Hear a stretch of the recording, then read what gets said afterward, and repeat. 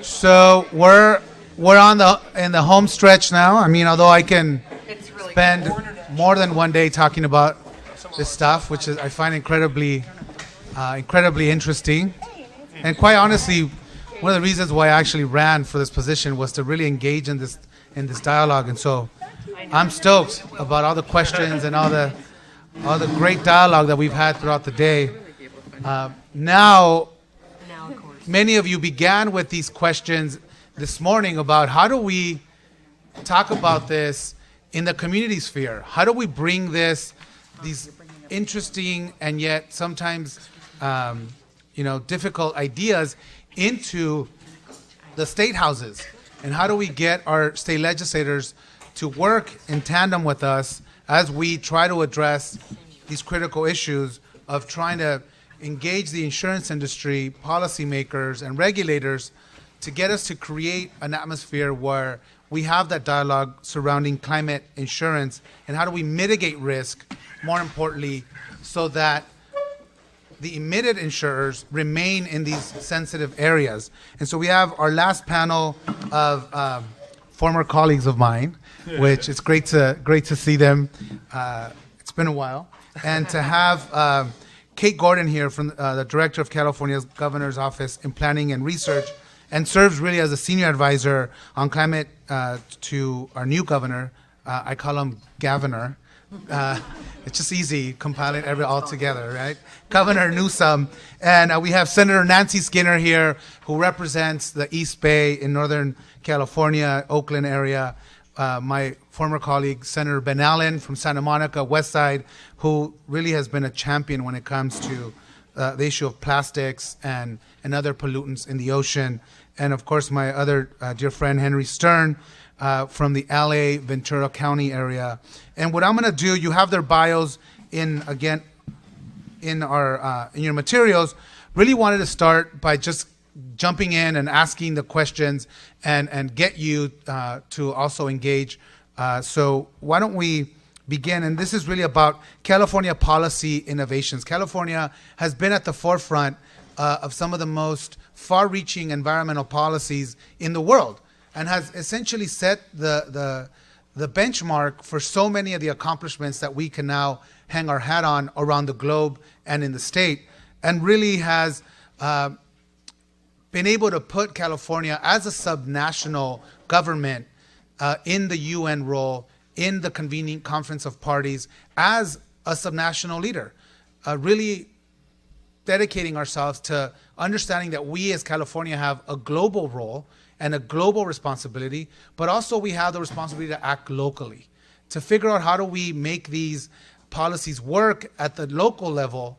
And that is exactly what we are going to do. And this summit is essentially the beginning of what will get us to a point where we hone in on those policies and how we get that done here at the local level in the largest insurance market in the world, fourth in the country, fourth in the world.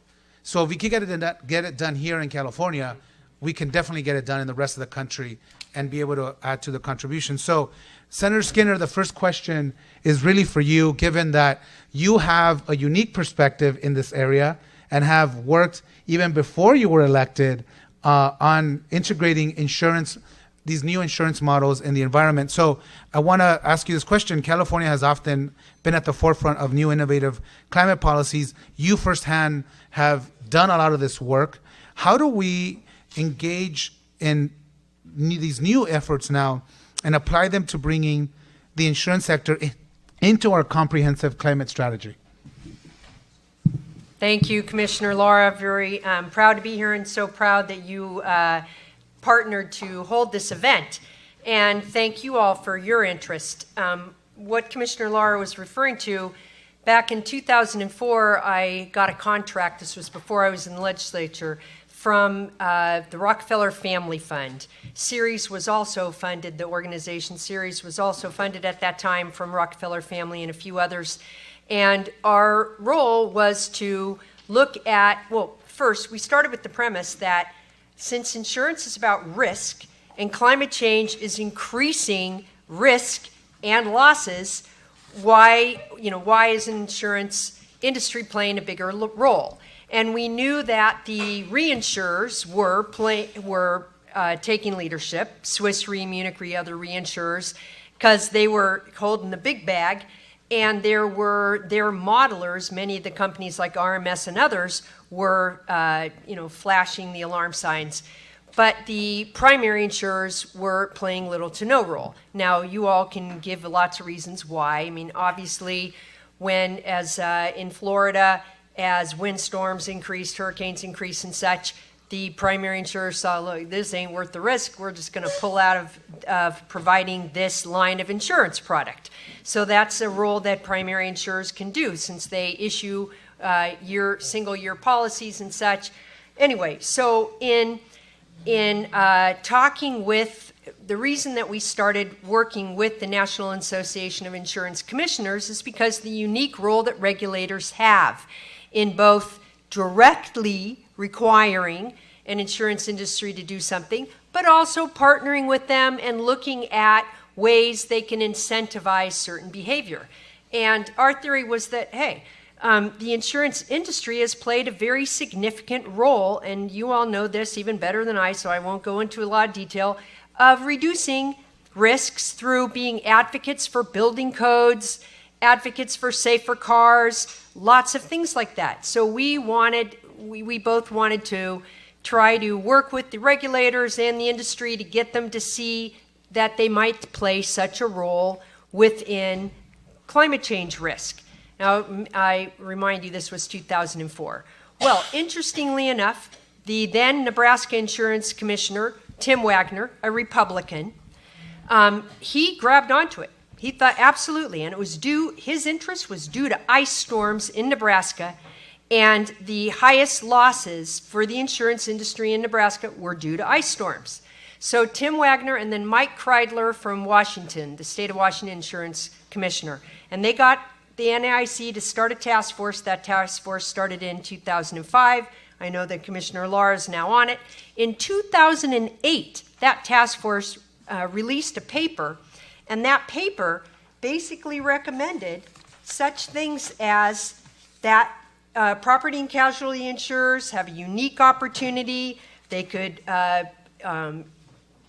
introduce new products. They could they could revise rates depending on their interaction with their regulators to incentivize, for example, zero-emission vehicles, green buildings. They could help to motivate land use policies, building codes. All of this was in a 2008 paper by the NAIC. Now, I doubt that that's happened in many places around the U.S. They also talked about the role of disclosure and that NAIC could require in what's called the blanks, some climate risk exposure disclosure info. I'm not sure if NAIC as a whole adopted that policy, but I know some states have, and thank you, and former Insurance Commissioner Dave Jones for doing that in California. So that happened, which is great. But meanwhile, even though there was this activity back then, there was little real movement by the NAIC as a whole or by our different state regulators, with some exceptions. So now today, we know, without question, it's real, losses are increasing, risk is greater, so what do we do? And very briefly, community-wide mitigation strategies are what we need. And there's a role for insurers in that because they have the data on the losses, so they have an understanding of what type of actions within a community can help mitigate those losses.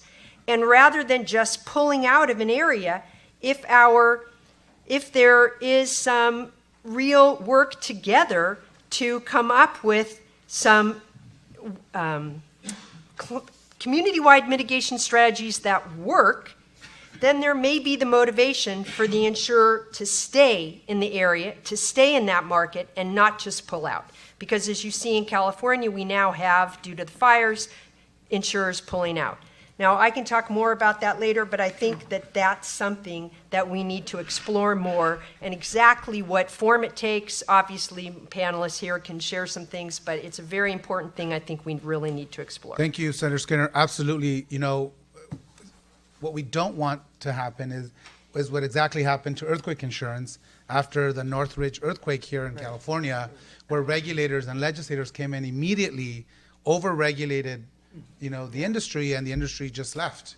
And so we were left with the California Earthquake Authority, which we only have, 11% uptake in earthquake insurance, although that's changing given the recent events.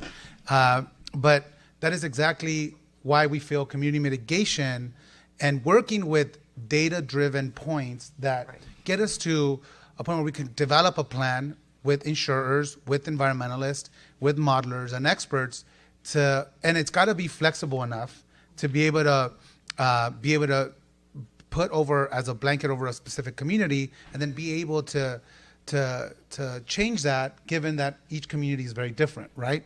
So, Senator Allen, you've been a stalwart when it comes to protecting the ocean and freeing it from plastics and drift gill nets, which we will always have in common. California has a lot of natural infrastructure that's already in place to help us protect against climate change and be able to weed off a lot of this extreme weather. What are some ideas that you've been contemplating, and where can the Senate and the legislature continue to play a role in this space? Yeah, thank you, Ricardo, my seatmate in the Senate, and we're just all proud to see you in this new role. And I want to also thank you for bringing this conference to UCLA, which is in my district, and a wonderful institution that we have to keep supporting and defending.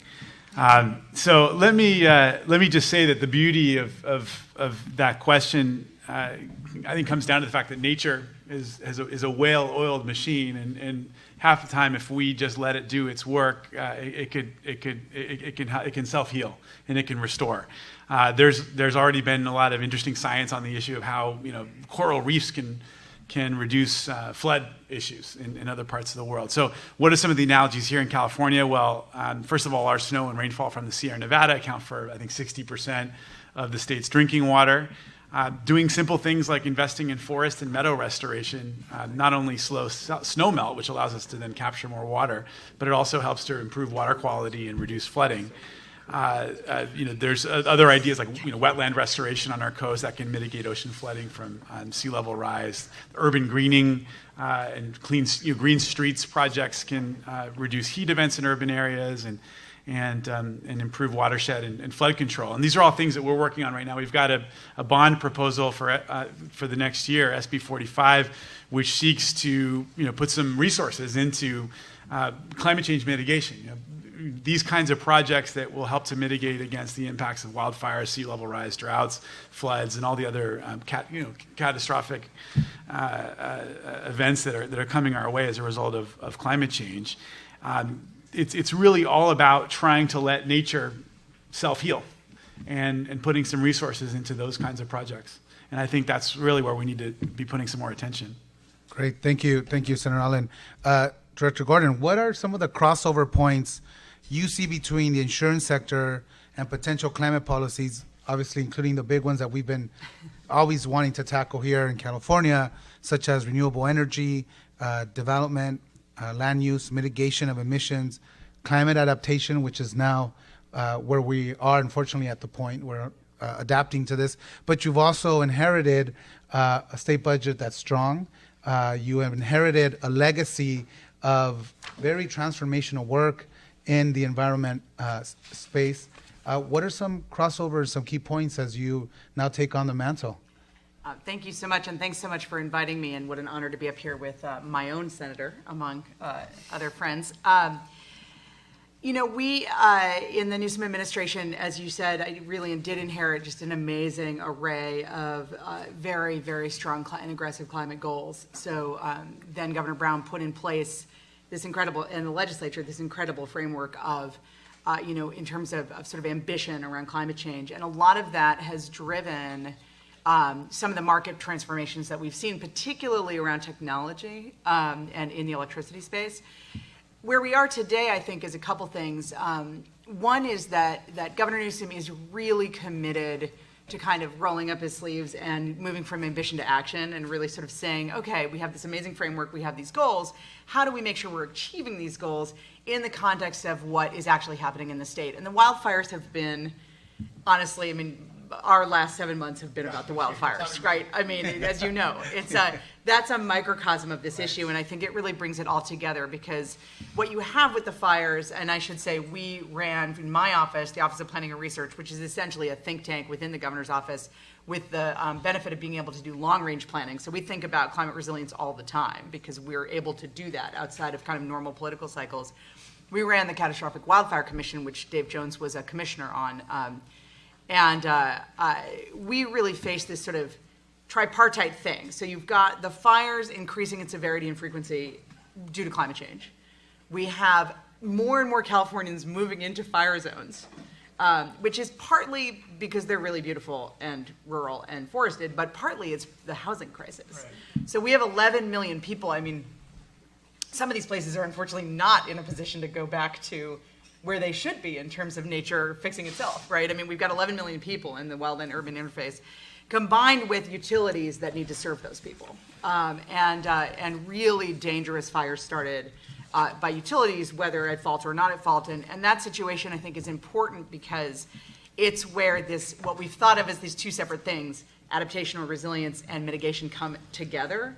All of a sudden, we have our biggest utility declaring bankruptcy, and the ratings agencies downgrading all of our utilities, all of whom have long-term power purchase agreements with renewable energy companies to meet our renewable energy goals, all of which are now, they're all stable for now, but that created a lot of questions in the renewable energy development market. Suddenly you have this kind of intersection, this headlong collision of those climate impacts and the ability to meet our overarching climate goals, combined with just the fact that the two places where we're not meeting our climate goals, frankly, in California, one is that the fires have erased all of our reductions, like the fire emissions kind of counteract many of our reductions. And second, the farther and further people move away from urban areas, the more they drive, and our transportation emissions are going up every year. So it's all related, and I think that if there's two things I'll say about this governor and why I'm really excited to work with him, one is, again, this real focus on implementation and just trying to solve some of these hard problems, really tackle these areas that we have not been as focused on, honestly, as we've been really, really, really ambitious and focused on technology and electricity. And the second is this integration of climate really across the board. When you look at the way the governor talks about the fires, it always starts with climate change. If you look at how the governor talks about housing, he always starts with climate change. It's a very clear underlying economic issue for the governor and everything else that he does. And I think that that's incredibly important. And that's essentially where we need to get on this issue. It's not a sort of a separate, oh, we're over here talking about ESG. Oh, we're over here talking about, this climate issue that some boutique insurers care about. We're actually in a situation, and I think we've heard that today, where this is underpinning sort of all the decisions that we're making as a state about investment, about infrastructure, and about our future. So that's really where we need to get. And I think there are a number of tools we can use to get there that we can talk about. Absolutely. Thank you. And one important issue that you brought up is the fact that there's a lot of misconception about who are these folks living in the WUI, right? We often think of, no offense, Senator Allen, about Malibu or is that you? I don't even know the districts. We've also got Oakland. Stern, well, Defend all of us. to me, they're all on the west side Santa Monica, for my and Malibu. district, so they're on the west side. But you really think about the fact that yes, you have very, very expensive properties in this area, but you also have people living on fixed incomes that essentially have been priced out of the urban core and living in manufactured housing and who don't have any other alternative but to live in these communities. And particularly seniors who are most of who died in the fires. It's I always say paradise, you could get a 2-bedroom house for $800 a month, which is just not something you hear in the rest of California. So it is a really and so making sure we don't do these blanket policies, making these assumptions is critical. The other thing that and why I really wanted Senator Stern here, because not only was his district recently hit with the fires, he personally actually lost his own home in the fire, and one of the things that we've been talking about as we used to go to the gym really early in the morning together, and one of the things was how do we integrate climate insurance into our policy making and in this arena that we have in California. So Senator Stern, I know I've asked you this question and we've contemplated this many times at 5 a.m. in the morning as I'm picking them up to go to the gym, is how can California make itself more resilient and reduce physical risks to homes and infrastructures throughout the entire state, keeping in mind the diversity in income that we have in these sensitive areas, and your thoughts about, I'm just gonna put out there, land use, and how do we talk about that in a state where we're continuing to demand certain housing elements for communities, but yet should we be building in these areas at all? Thank you. And it's just crazy. I mean, having done climate policy for this long and to be talking about it and then it gets real, right? It's just your backyard and your house burns down and your high school English teacher's house burns down and everyone in your neighborhood's house burns down, and suddenly climate isn't an ethereal concept. It starts to get grounded and people get angry, and so this is it. This is what climate looks like. It's not just about big lofty goals. Like, the hard work starts now. So for this governor, for all of us, for you, Commissioner, I mean, this is tip of the spear. I don't take offense to talking about Malibu or Santa Monica in that way, because in some communities, I think we need to tell the truth more about climate risk, and we're insulating them arbitrarily to some extent. I appreciate one of the comments made in the last panel about, telling us to work on the mitigation side, but then when you say price climate risk into your products, we say, no, please. Please, go deep into this canyon way in the heart of Malibu on a $5 million property. They deserve renewal. I don't know if that always ought to be the case. There are, however, a lot of people, 28,000 new units, in fact, in LA County that were just permitted in Newhall Ranch out in Santa Clarita, and you go further out to home, right off the I-5. By the way, the biggest traffic pocket in the whole, it's going to drive the entire 405, right? Everything's going to filter down, so set that aside. But you want to talk about land use planning. The county is trying to deal with a housing crisis, and they want to get people into affordable homes, right? People want the suburban dream. They're going to chase it wherever we give them opportunity to. But if we're not willing to have really honest conversations about climate risk in our land use planning and saying no in some places, but also realizing that means saying yes in other places, right? And that there's got to be some kind of broader social contract here, I think we're going to keep repeating the same mistakes and keep driving cost as a state.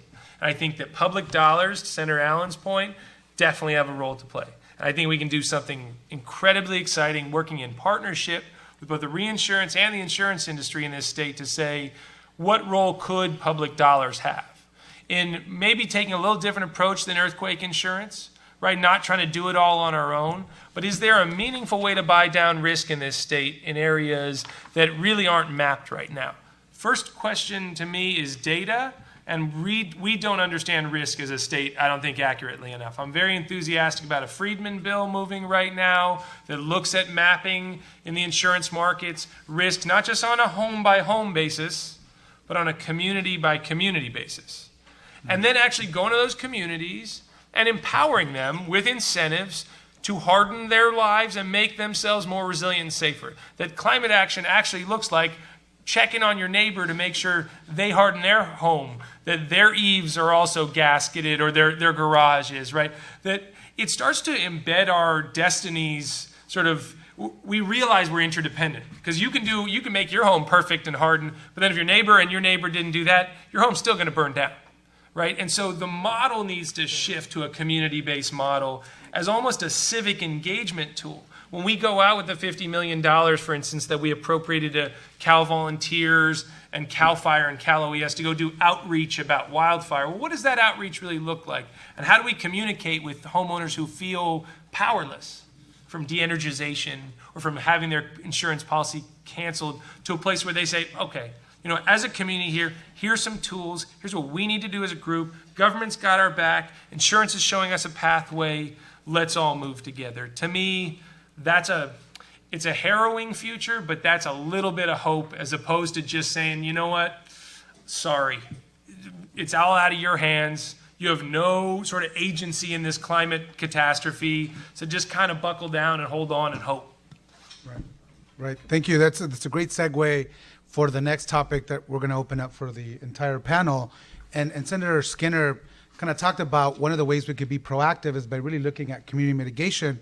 Just out of curiosity, we know insurance traditionally has focused on the aftermath.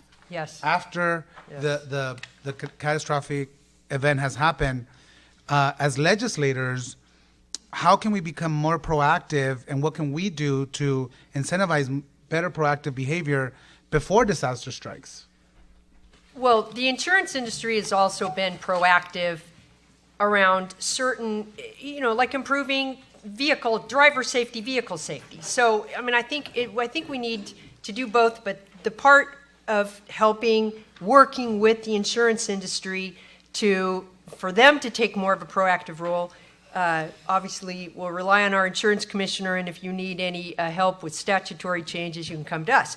But meanwhile, if you're the insurers we talked about before, and there's been no risk reduction in X area, or you're not going to continue to insure it. It's a business, right? And one of the largest businesses globally. So then it comes into, what do we do, not only as state policymakers, but with our localities and such? And that is tricky. It's tricky everywhere, but it's tricky in California because we have this very strong local control mantra. And my area that I represent had the worst fire with the worst both loss of life and loss of structures prior to the Coffee Fire and the Paradise Fire. So that was the Oakland-Berkeley Tunnel Fire back in 1991, and I was on the Berkeley City Council at the time. And sure enough, we let them totally rebuild exactly as is. We changed their roof shingles, but that's like it. That's ridiculous. Now, there were some of us who tried to fight back on that, but we lost. There were two members of the council, me and another person, who were like, no, this is historically a fire area, but whatever. But you can't have, for example, and this is heresy in California, but if we were to Paradise, part of the loss of life was there's only one road. There was only one entrance and exit for Paradise. That is not sustainable. No way, no how, even if without climate change risk. So we, with these community-wide mitigation strategies, we need to really be real about what the risks are and be willing, even if it takes the state, to change some land use policies. And we're not just talking fire. We also have the risk of sea level rise, coastal erosion, things like that. Yeah. And where, again, are some of our most expensive home properties right on the coast. That's not going to be popular, but that is something that if we want to create a condition where the insurance industry wants to stay and provide policies, then we have to be able to show that we're making these changes, not in land use, in hardening, in defensible space, various things like that. But additionally, we need to use some technologies. So one of the things in the bill that we recently did around the wildfires, it wasn't in there, but we still have the opportunity. Now, all of our wildfires are not caused by utility lines, but a good number of them are. Well, there are line sensors that can give us real-time information the minute a spark occurs on a line. California utilities do not use them widespread. That's crazy. We should use them because then we would be able to know exactly when the line is sparking, and we could send emergency personnel out immediately and not have to, once the conflagration starts, try to figure out where it started, and perhaps it won't even become a conflagration if we use such technologies. So there's a lot of things we could do, but they are also things that we will get a lot of pushback from. Anybody else would like to opine? Kate? Yeah, I have the the pleasure of running the planning organization for the state, so we get to think about the land use side of this all the time, which is really challenging. I mean, I don't want to minimize the challenges. I do want to say a couple areas where I think the state and insurance is a really important part of both of these. One is this question we've talked about a lot today, which is the data question. I think the state and government in general has a responsibility and an ability to think about providing consistent sources of data and having those be updated every year. It is, as someone said, extremely hard to get philanthropy and NGOs to pay for that kind of thing, and it is traditionally a government role, honestly. Either it's paid for by consultants like RMS, right, or it's a government role. We have, at the state, we do our own climate assessment outside of the National Climate Assessment. As you know, we are preparing the 5th climate assessment now. My office runs the Climate Adaptation Clearinghouse, which brings together all of the data that's available in the state on a number of issues. And you may remember, those who were at the Global Climate Action Summit last year, then Governor Brown committed to California building its own damn satellite. I don't know how many of you were there for that.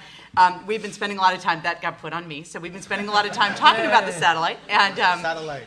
there's a satellite, and you'll be happy as taxpayers to know that we're not paying for it. We got a lot of outside money for it so far, but we're looking, originally the idea was to look at methane leaks, but what we've realized is that the technology is actually potentially even better for vegetation management and for fire management. So we're looking very hard at that set of technologies, as I know the Department of Insurance is as well.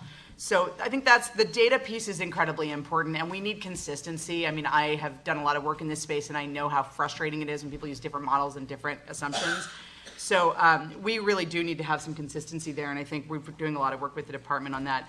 The other thing I did want to say is that, again, back to the housing issue. I mean, one thing that I think was really important in the set of wildfire reports and legislation that had just come out that we worked in the governor's office very closely with the legislature on.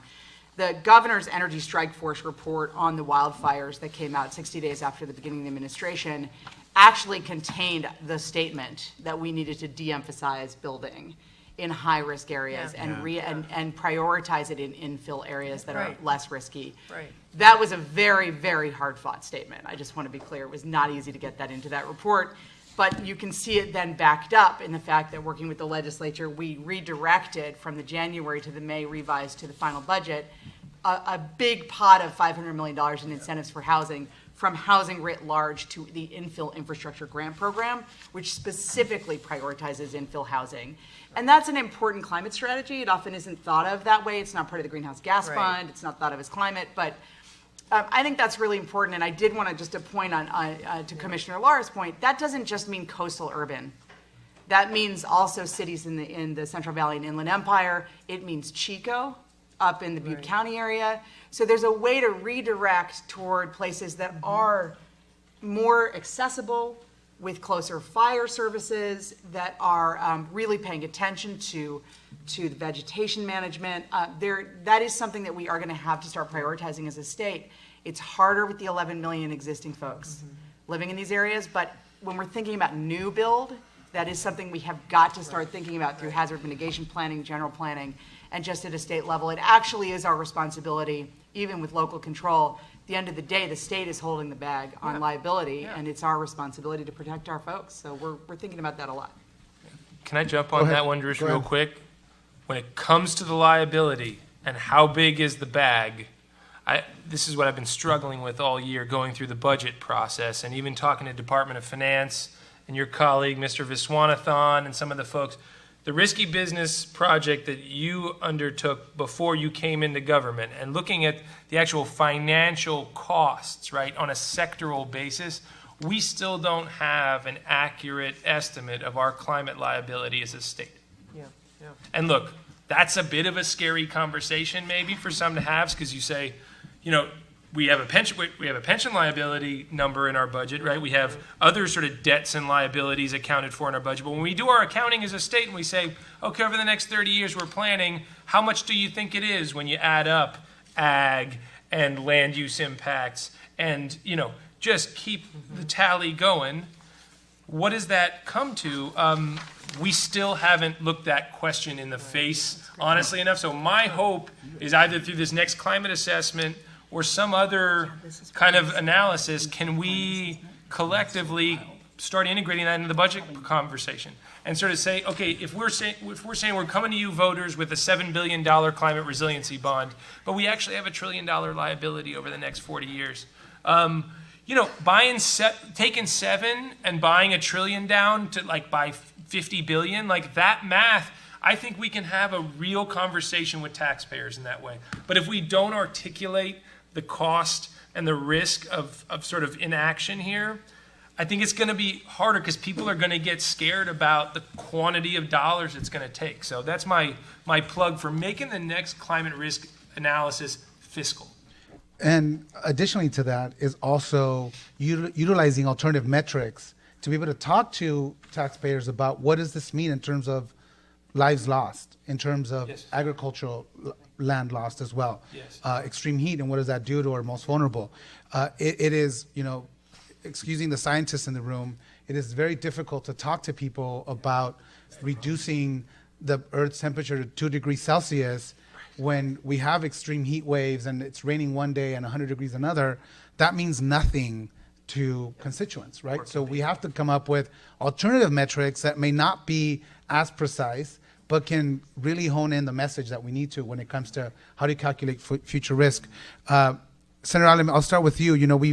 We've had this conversation about this, fund to be able to help our utilities, and utilities, for the most part, have been a safe investment for insurers, making sure that they're actually fiscally solvent to be able to pay the claims, which is, I always say, the bread and butter of our department. Yeah.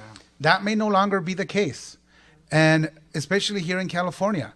So as we look at the fund and as we look at being able to allow insurers to be able to recoup some of those costs, but also what are some of the opportunities that insurers may have when it comes to climate policy? What could be some investments that you've been thinking about? And ultimately, how do we, now we've moved beyond the fund, how do we start working on protecting consumers? Yeah. There's a lot to unpack there. question. Yeah. Yeah, right. Well, Ask him. He's San Diego. He's supposed to. That's your commissioner. Yeah, go ahead. Kick it back to him. Yeah. Well, I think there's a lot there. I mean, I would say that, as difficult as it was, your government really decided to I think, pull together a very thoughtful, a very difficult, but I think very ultimately wise package that dealt with the absolute crisis that we faced on the utility side, and came up with a scheme to spread both the cost and the pain and the benefit associated with this crisis that we had on our hands. And I think in the end of the day, nobody walked out of the deal jumping for joy, but everybody was protected to some extent or another. We were able, I think we're on a path toward trying to make sure that the global markets understand that we're not going to let our entire energy infrastructure fall apart.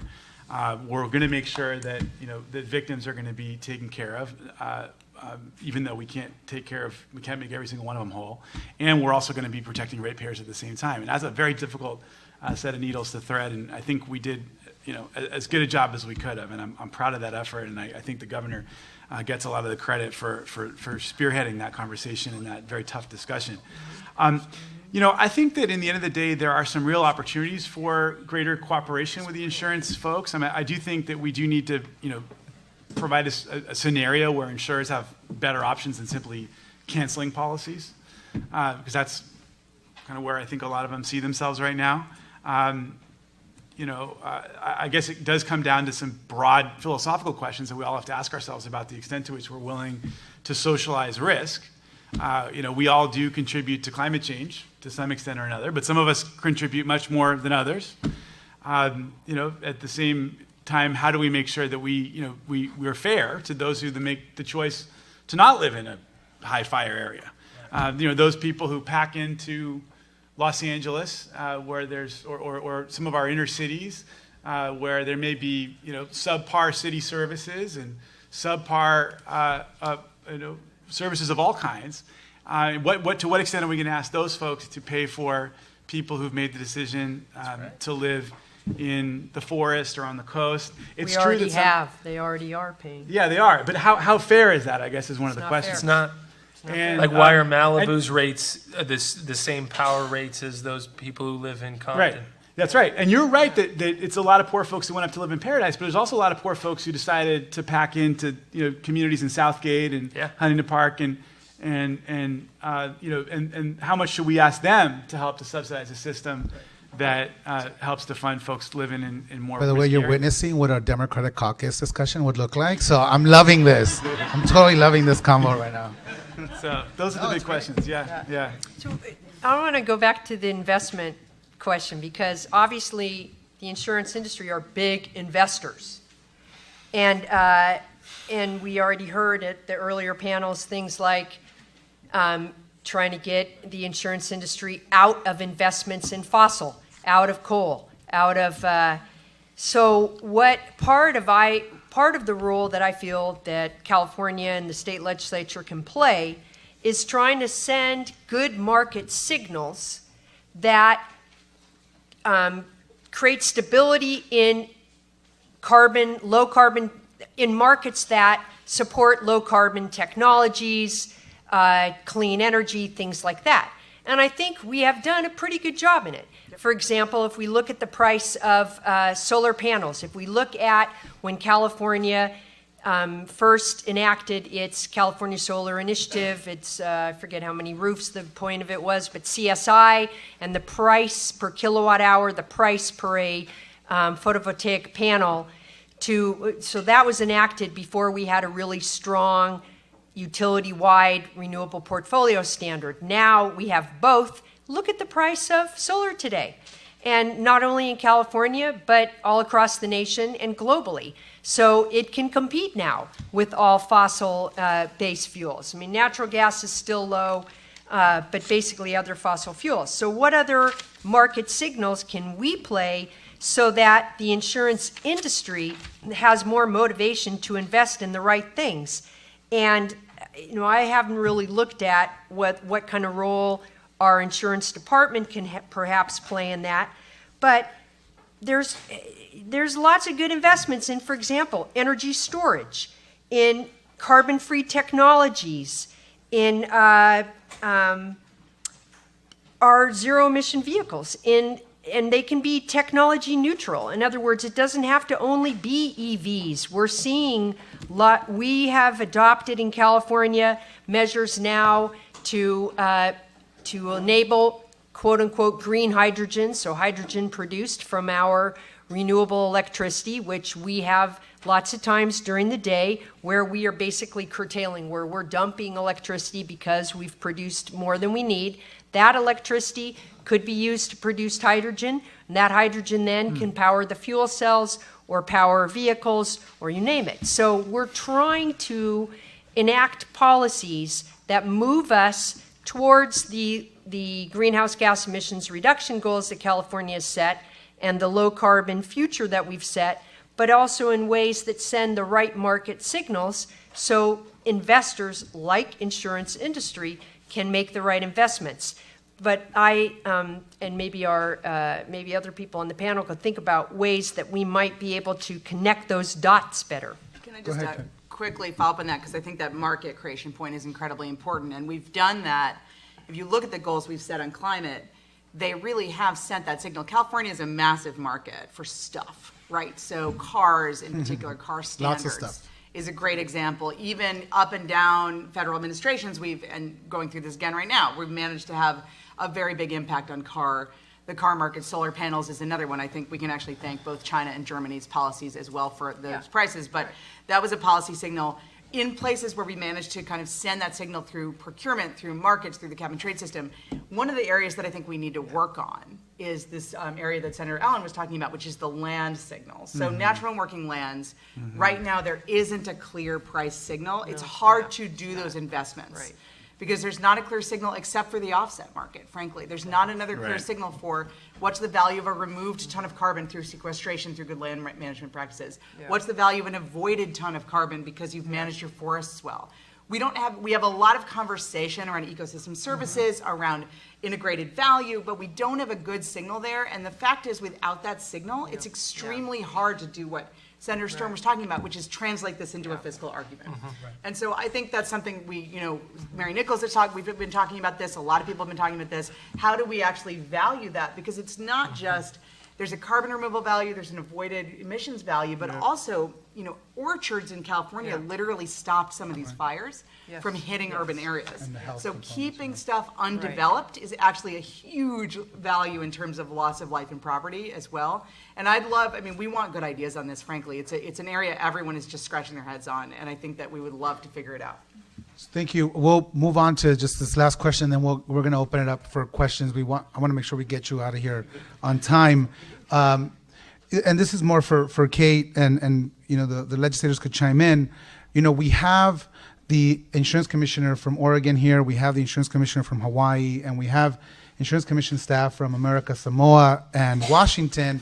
And I highlight this because is there an opportunity for us to create a multi-governmental strategy when it comes to this important issue of how do we maintain a stabilized insurance market, and how do we then, on a multi-state and multi-regional effort, start sending the appropriate signals on what could be appropriate investments. Something that Governor Gavin Newsom can work on, given that, not to just oversimplify the statement, but I think Governor Brown tried to do it, but we kind of missed some steps in terms of how do we engage our neighbors in the Pacific Ocean and our neighbors to the north of us. And I'll say a couple words on this. I'm sure my colleagues in the legislature have things to say as well. The great news is we have some of those networks already created.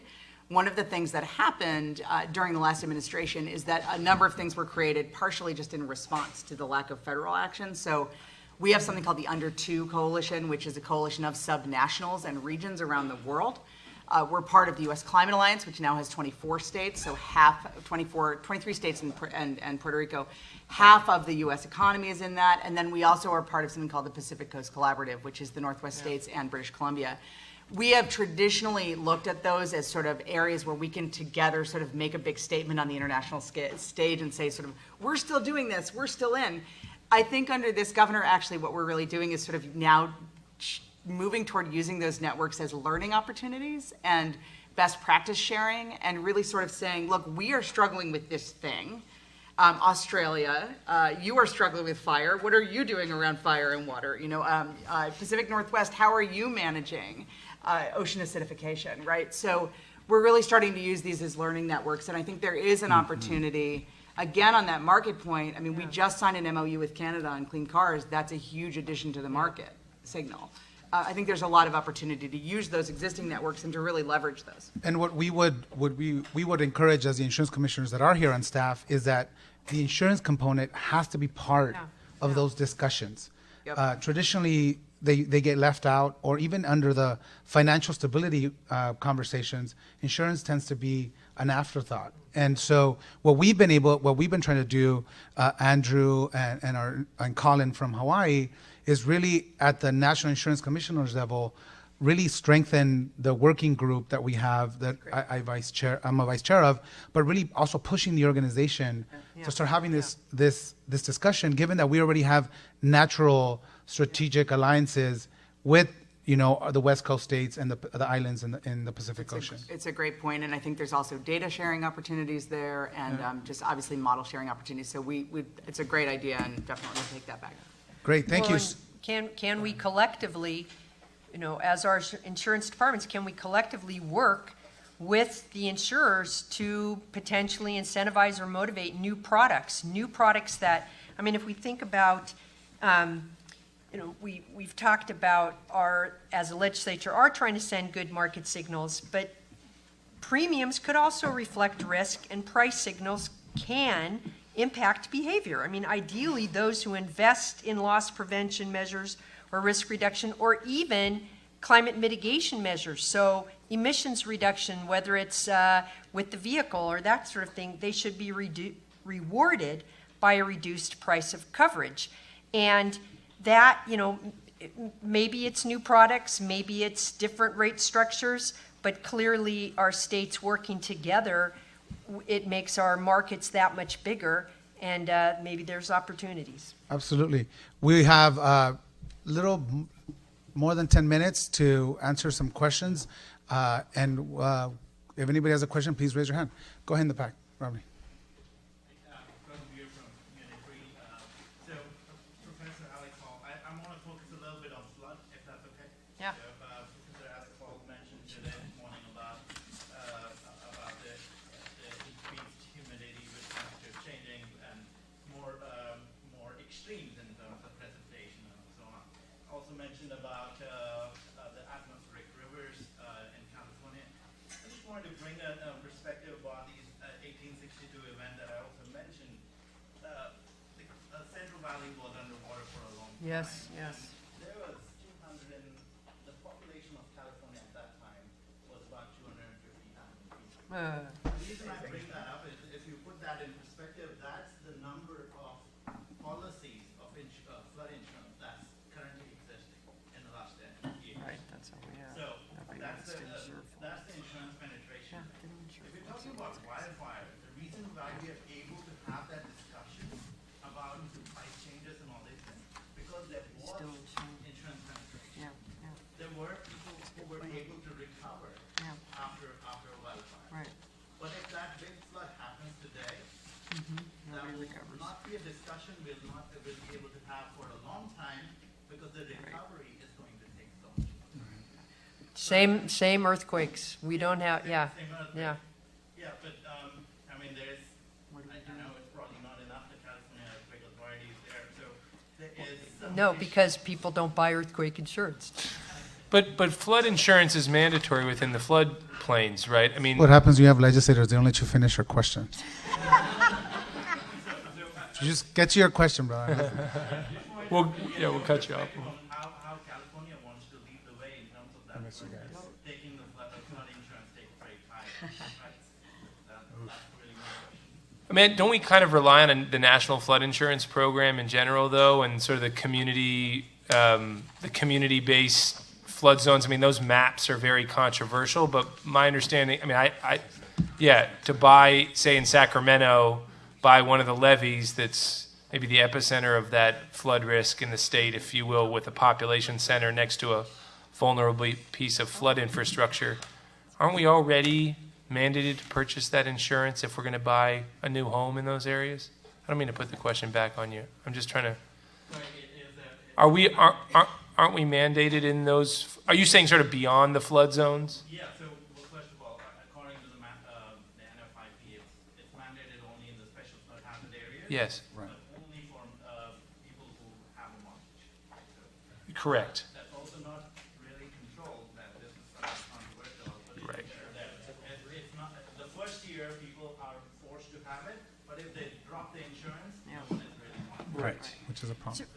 Well, my point in saying we have the same, the earthquake point when you were still trying to ask your question was that we are, the enormity of these things, while as legislators we understand that these serious quakes are going to happen, that notion of mandating people to buy the earthquake insurance, there's a resistance to, I used the analogy before around land use policies and local control, there is a general resistance to mandate, and how else would we get at this problem of whether it's flood, earthquake, or what, because the state is not going to be able to cover those costs.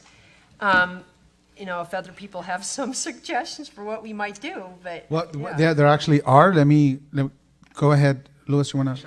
Go ahead. And then there. Thank you for the discussion. It's been really good. So earlier today, Alice Hill brought up the idea of a required disclosure of a high fire, of a home or property in a high fire hazard severity zone, arguably, seemingly before the point of sale, well before the point of sale, perhaps at the point of Yeah. enlisting. Right. So several years ago, at the Nature Conservancy, we tried to float a bill to do that. And the California Realtors Association, the Building Industry Association squashed it immediately. Now, again, picking up on Alice's point, never let a good disaster go to waste. Yeah. You know, you have an opportunity right now to come back and say, people have a right to know if their house is in one of these zones. Why, you know, would you be willing to support legislation to do that?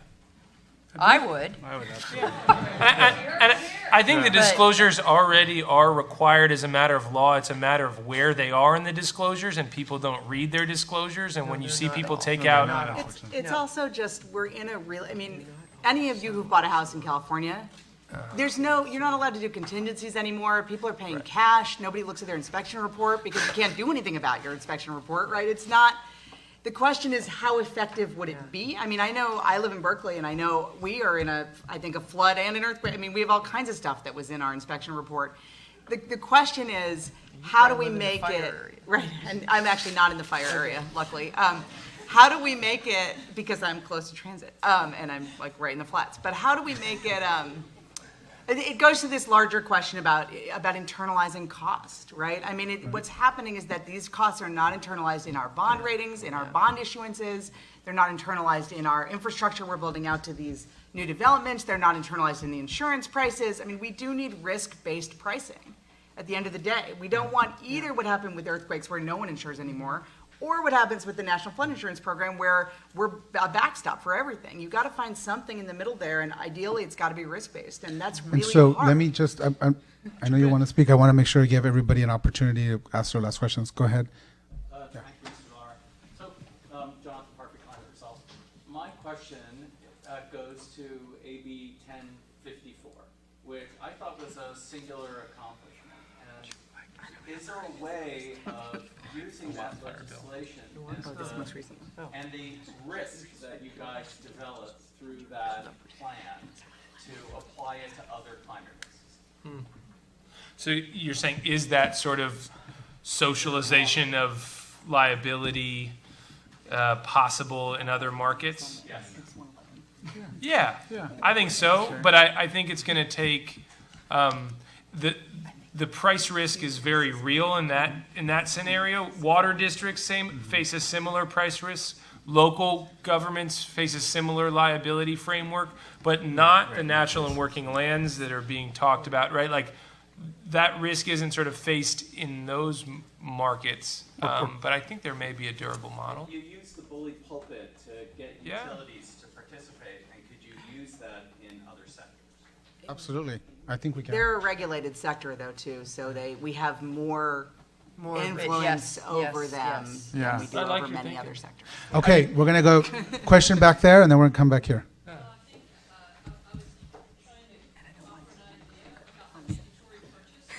Yeah. This is not something that California could do on their own, but the lever for people who have flood insurance is to have a federally insured mortgage, and they're only required to buy it if they're in what's called a special flood hazard area. If everybody who had a federally insured mortgage were required to buy some flood insurance, not necessarily to insure your entire house, but maybe the riskier you are, the more you have to buy up the value of the mortgage. Similarly, could happen with earthquake. The price signals could, so that way, if there's an earthquake or a flood, you might not be fully covered if your house is wiped out, but you'd have some coverage, maybe 10% of a $300,000 house. That's still $30,000, which most floods are not going to cause that much damage.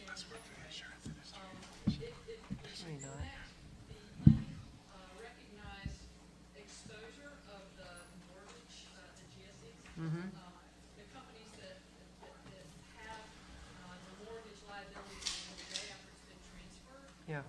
they're having this uncollateralized, risk of somebody walking away from their mortgage because they didn't have insurance and an event made them default. Right. So Yeah. we are actually working with one of the entities involved to try to get their arms around the cat exposure.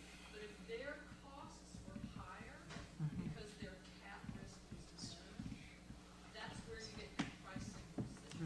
Yeah, makes sense. The mortgage costs more if there's an uninsured catastrophe risk. Those are the ways. It's not a California thing, but Thank you. We'll definitely look at that. I want to make sure we ask the last two questions, and then, all right.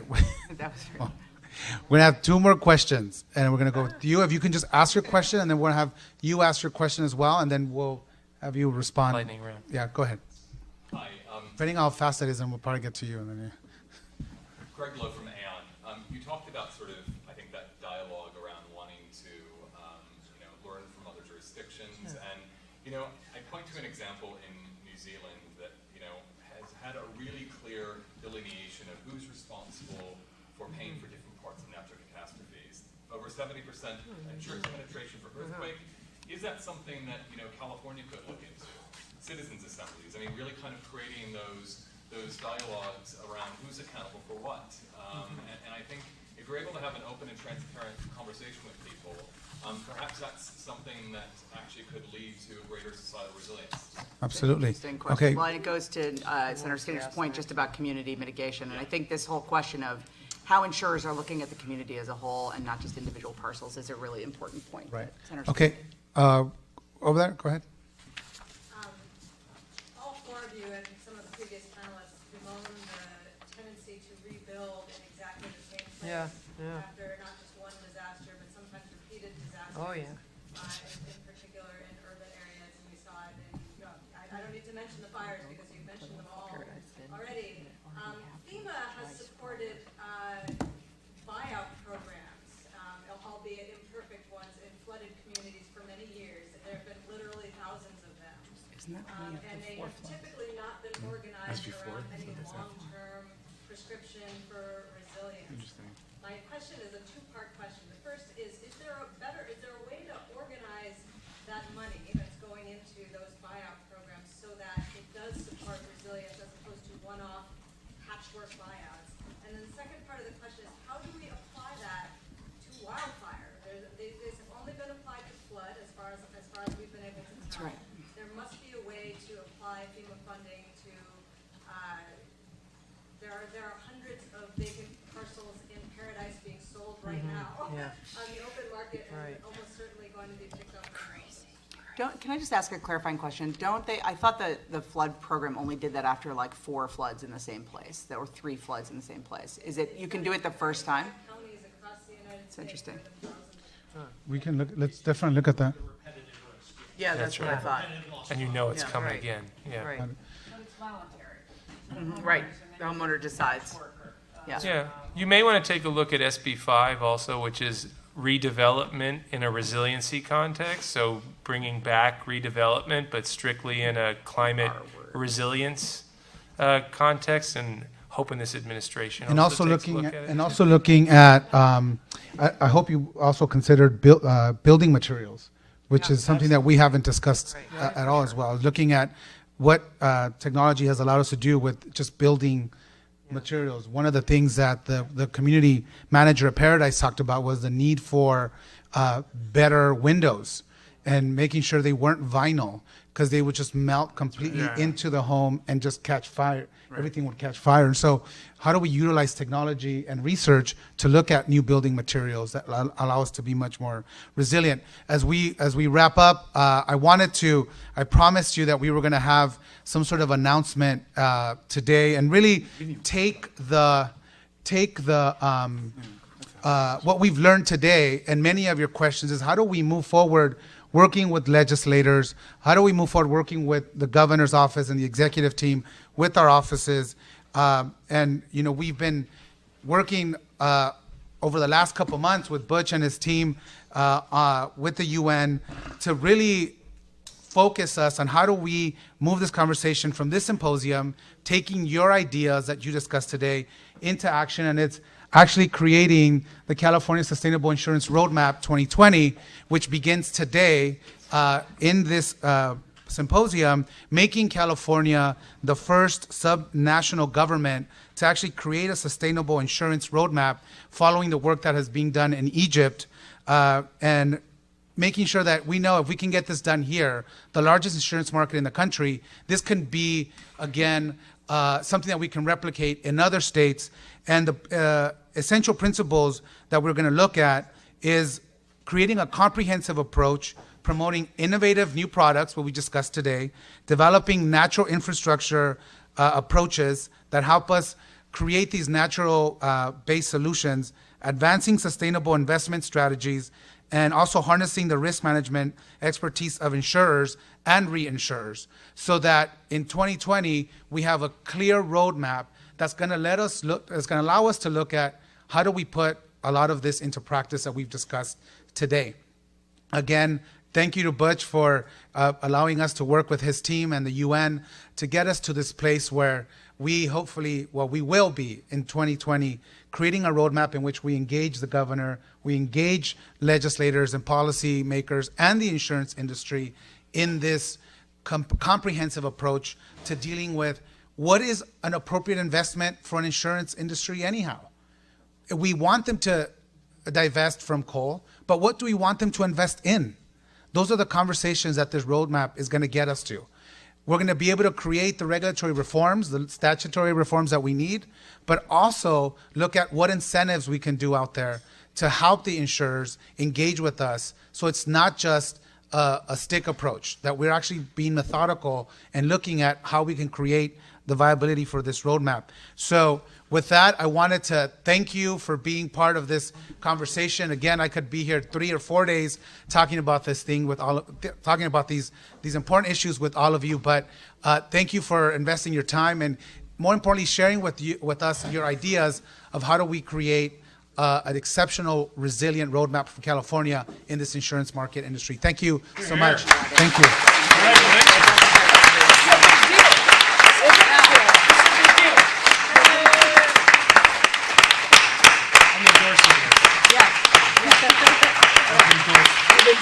Whatever this roadmap is.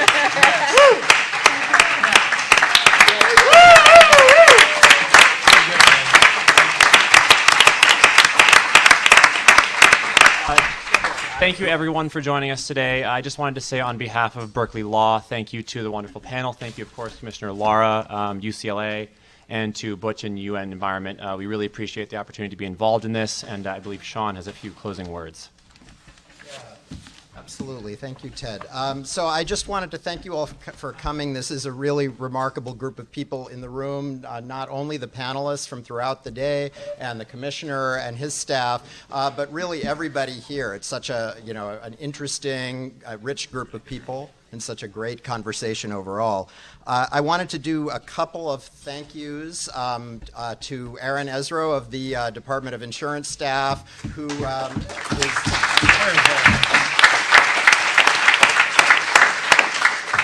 Aaron is a graduate of UCLA School of Law. Little plug for us. And also has been a bridge from Commissioner Jones's work to the current administration, has worked on climate change and insurance consistently through this whole time. I also wanted to thank Daniel Melling, who really produced this entire event. So thank you, Daniel. A lot of work goes into it behind the scenes. And I wanted to thank Ted and Ethan Elkind and all the team at Berkeley's, Berkeley's Center for Law, Energy, and Environment. It's really exciting for them also to have former Commissioner Jones on their team working on these issues as well.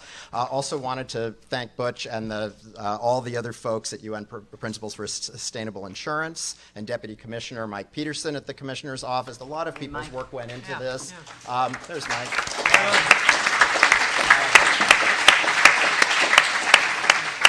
And just to note, just personally, I'm very excited to host this.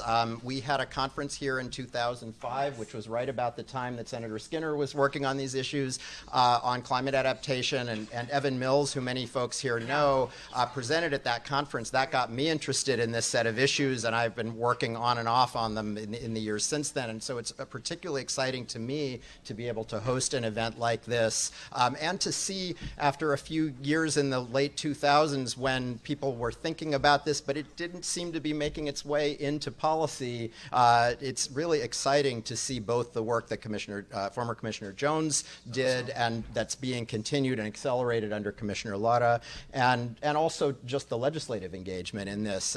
It's really a particularly exciting moment for this type of work.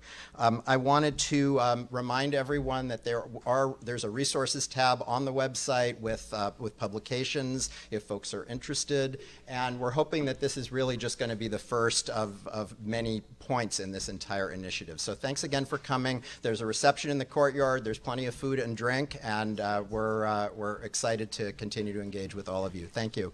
All right.